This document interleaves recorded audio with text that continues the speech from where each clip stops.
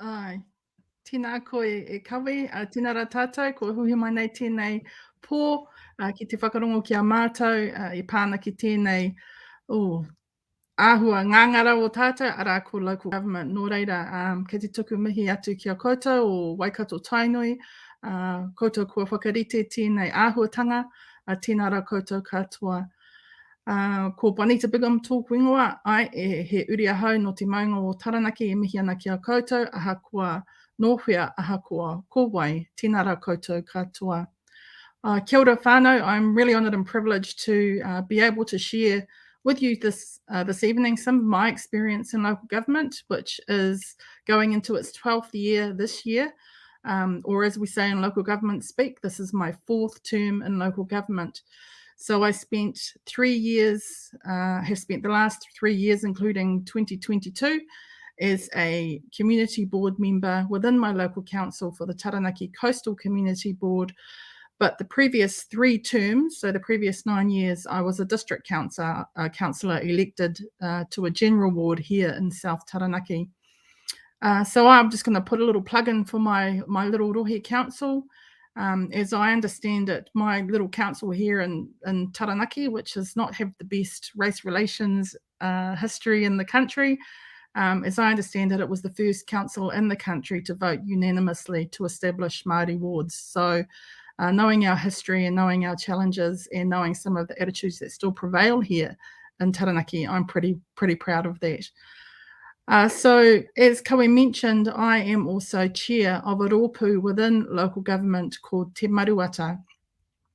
That roopu is really all about, we've got some key terms of reference, etc., that you'll find on the local government website, but basically we're there to manaaki, we're there to awhi, and we're there to tautoko Māori who are in the local government sector, either elected through the normal election processes, or those of our whanaunga who have been appointed to council committees, advisory groups, etc., by iwi groups or pan Māori groups within the cities, etc.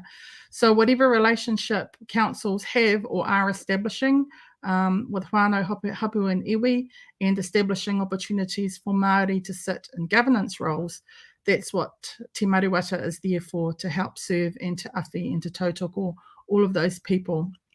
Now, the irony in that statement is we actually don't know who all of those people are, and we rely on that information coming into local government New Zealand all the time, because at the time that candidates put their names forward for election, there's no data capture, there's no little top tick box where people actually indicate whether or not they're Māori. So therefore, when they come through the system, we are relying on emails and word of mouth to get the message out that we're there and we're there to tautoko. I hear a lot of times, and I've seen a lot of times, and I still get a lot of time from my own whānau, despite the fact I've been in the game for a little while now, is that council has no relevance. Any council has absolutely no relevance to our people and to their daily lives. But this is always my challenge back. You know, if you flush the wharepaku, then council influences that. If you make a cup of tea, and I've got a list here and I'm going to run through it quickly. If you make a cup of tea, the water that comes out of the tap, if you drive on your local streets and roads, if you use your libraries, swimming pools, if you put your rubbish out, if you have a kuri that you have to register, or you want to complain about a kuri that isn't registered, councils take care of that. Councils let you know about if there's a fire ban and you have to get a permit for your hangi, or if you need to turn the tap off and stop hosing down your gardens because there's water restrictions. You go to councils when you want to report dodgy kai places, when you want to talk about the potholes in the roads or the broken concrete in your footpaths. If you catch public transport, that's a council somewhere who's taking care of that. Councils also across the motu are the biggest supporters of the arts sector. So councils take care of concert venues, art galleries, our sports grounds where so many of our people in our tamariki thrive, are usually council run and operated. So when next time you go and see your tamariki and your mokopuna doing their thing, playing touch or playing netball or playing rugby, often it's because of the investment put in by the councils.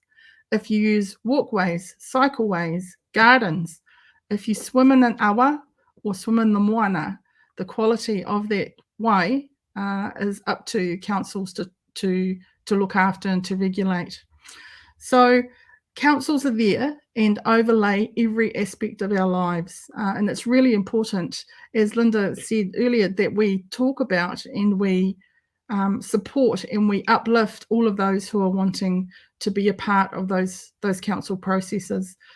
When I started in local government, all those many, what feels like moons ago, it was a really cold place for anyone who, and I'm not totally brown, but going to my first local government conference many moons ago, there were probably half a dozen brown faces in the room, and it was a cold, harsh reality of the environment that I was seeing myself in, and I nearly decided after the first term that this wasn't for me.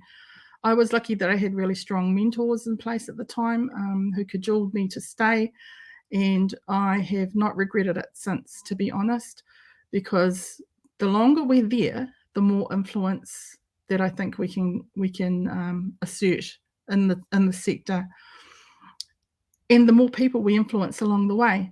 So I'm actually finding now that I'm not having to do so much of the lobbying, not having to do so much of the arguing, and not having to do so much of the educating of my colleagues, because there are now others around me who are becoming those people, those lobbyists and those advocates for us.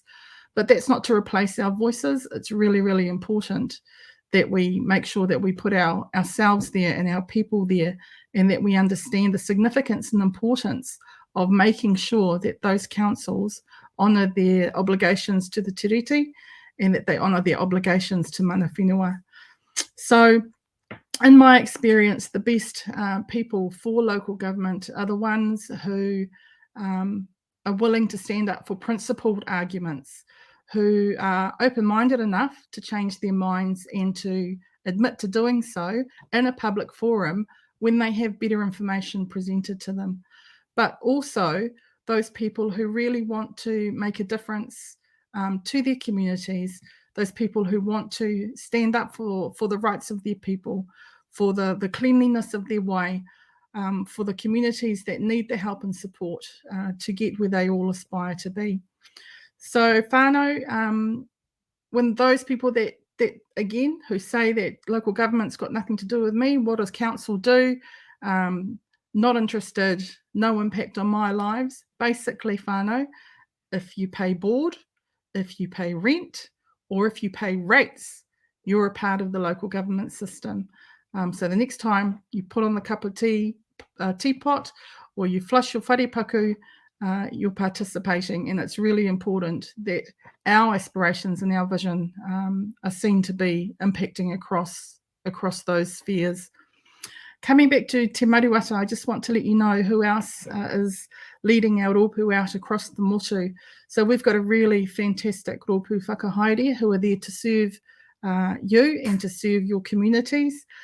And I'll start from my co-presenter tonight, Baden Barber from Heretaunga, who's my deputy chair of Te Maruata, and moving from Te Tai Rāwhiti down to Te Tai Tonga, we have Moko Te Pānia up in Northland, Alf Filipaina in Tāmaki Makaurau, Tepa Mahuta, who I think is with us tonight, Meredith Akuhata Brown from Gisborne, Jackie Tiamo from Hokotani, and Shane Epiha down in Selwyn District in Te Waipounamu.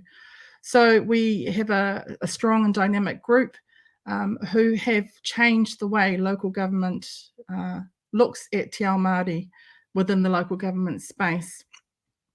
So when we talk about Te Maruata, we are a committee but a committee of the National Council within the Local Government New Zealand organisation. Now, Local Government New Zealand is a bit like when other roopu have a professional association, like there's the accountants professional association, or the doctors professional, or the lawyers professional association. So Local Government New Zealand is the collective of councils from around the motu, and I think at this stage we've still got nearly full membership, if not full membership of all the councils from around the motu. There is a national council which oversees the operations of Local Government New Zealand and is in the position to liaise with and negotiate with central government. So Parliament is where National Council tries to do some of its mahi to influence what happens in our sector.